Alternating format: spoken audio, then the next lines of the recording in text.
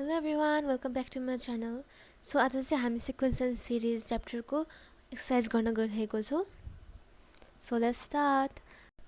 Question ले चाहिँ हामीलाई first 5 terms पत्ता लगाऊ भनेर भनेको छ. यहाँ already t1 equals to 2, t2 equals to 3 plus t1 and tn चाहिँ t2n minus 1 plus 5 भनेर दिएको छ अनि n is greater than 2 भन्नाले चाहिँ 2 अब 3 4 5 5th टर्म सम्म मात्रै चाहिने हो हामीलाई त्यही भएर 3 4 5 मात्रै निकाल्छौं हामीले. ओके सो t1 चाहिँ 2 भइहाल्यो. t2 भनेको 3 plus t1 जुन चाहिँ 3 plus 2 हुन्छ किनभने t1 को भ्यालु 2 हो. So t2 equals to 5. tn equals to 2tn minus 1 plus 5 हुन्छ. हामीले खासमा tn को सट्टा चाहिँ त्यो tn मा रहेको n को सट्टा चाहिँ हामीले जुन नम्बरको भ्यालु निकाल्न लागेको छ त्यही नम्बरको लेख्नु पर्छ. अब हामी t3 को भ्यालु निकाल्न लागेको छ भने t3 equals to 2tn minus 1 plus 5 भनेर युज गर्नुपर्ने हुन्छ. t3 equals to 2t3 minus 1 n को भ्यालु 3 हुने कारणले हामीले 3 लेखेको अनि 2t 2 plus 5 हाम्रो t2 को भ्यालु चाहिँ 5 थियो हैन. 2 into 5 plus 5 equals to 15. t4 equals to 2t 4 minus 1 plus 5. 2t3 plus 5 equals to 2 into 15 plus 5 which is 35. Well, let's go to t5, our last one. 2t 5 minus 1 plus 5.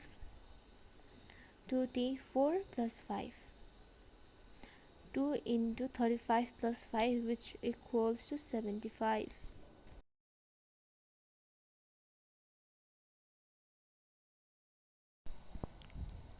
t1 equals to minus 1 and tn equals to tn minus 1 plus 2 for n is equal or greater than 2.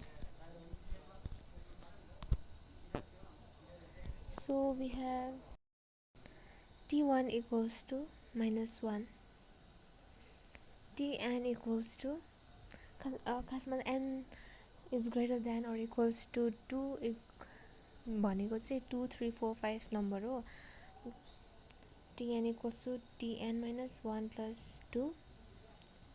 t2 equals to tn minus 1 plus 2. हामीले t1 को value already दिइसकेको छ त्यही भएर हामी t2 को निकाल्नु पर्ने छ. t2 minus 1 भनेको चाहिँ t1 plus 2 भइहाल्यो. t1 को value -1 plus 2 is equals to 1. अब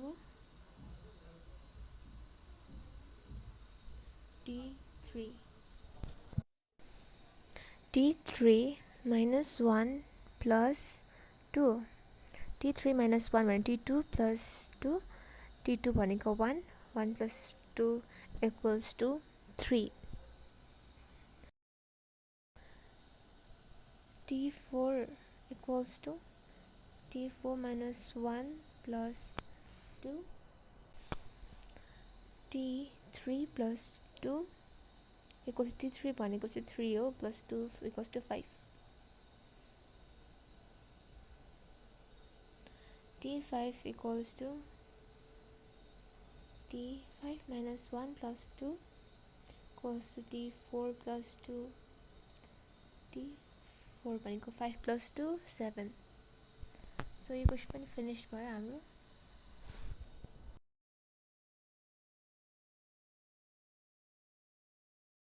अर्को क्वेशन चाहिँ t1 equals to minus 1 and tn equals to tn minus 1 upon n for n is greater than or equals to 2 रहेको छ. t1 is equals to minus 1. tn equals to tn minus 1 upon n. t2 equals to t2 minus 1 upon n. t2 minus 1 भनेको चाहिँ t1 हो. t1 भनेको minus 1 हुन कारणले चाहिँ minus 1 upon 2 हुन्छ हाम्रो answer. t3 equals to tn minus 1 upon n. t3 minus 1 upon 3. D2 upon 3 D2 भनेको चाहिँ -1 upon 2 हो अनि upon 3 तपाईहरु डाइरेक्टली क्याल्कुलेटर गर्नु अनि आन्सर आउँछ -1 upon 6 हुन्छ आन्सर चाहिँ D4 is equals to D n minus 1 upon n D 4 minus 1 upon 4 D3 upon 4 is equals to -1 upon 6 upon 4. The answer will be -1 upon 24. D5 is equals to dn minus